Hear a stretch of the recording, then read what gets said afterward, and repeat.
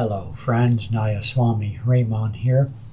Let's ask ourselves this week, is God responsible for suffering?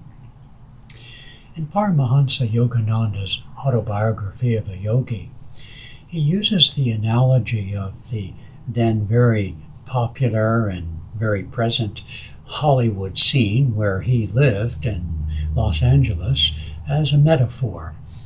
He said that when we sit in the theater of life and we look at the big screen in front of us, we don't necessarily notice that all of the drama appearing on the screen in color, people and sounds and so on, is being produced by a beam of white light from behind us that we can't see. That white light is being generated through the electricity that creates the light and projects that light through a film. And so he used that analogy to point out that in order for life to be real to the five senses, it needs contrast. When an artist makes a painting, or when you really create anything, whatever it might be, even words, there needs to be contrast in order for reality to appear. If everything were white to our eyes, we couldn't see it. And so the need for duality, contrast, differences, opposites, is the fundamental, you might say, metaphysically atomic structure of what makes the world, what makes reality even possible to experience and to observe. Now, that doesn't directly answer the question, or particularly not the emotional response to suffering and why it exists.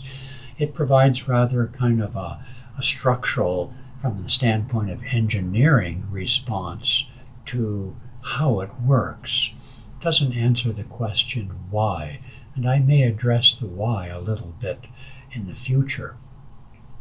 But nonetheless, suffering does exist, and the why does have to be answered.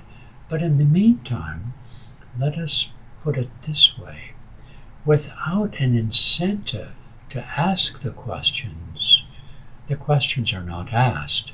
In other words, if, like Adam and Eve, we were born into a paradise, we might not ask the questions, but they did. They asked the questions. Now, what caused that question? We see that God told them not to eat the fruit of the tree of good and evil in the midst of the garden.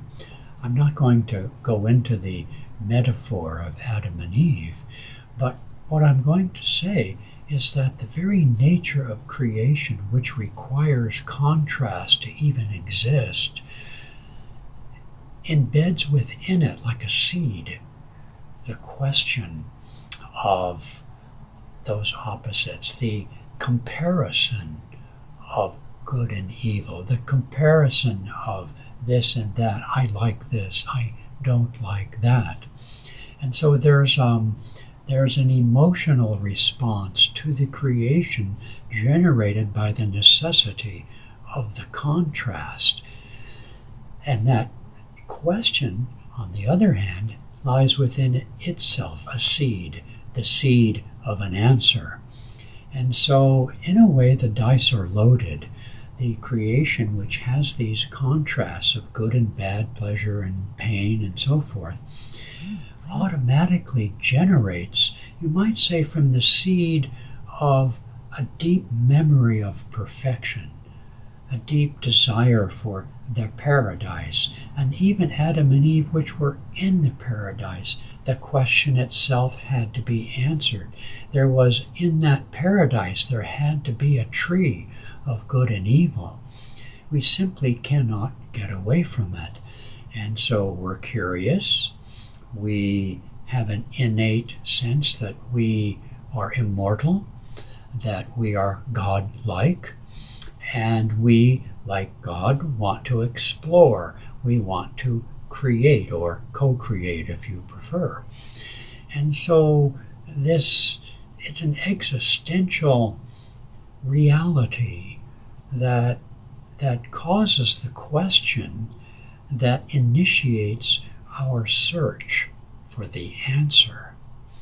You see, the dice are loaded.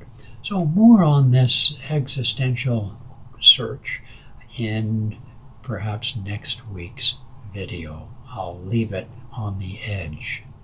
All right.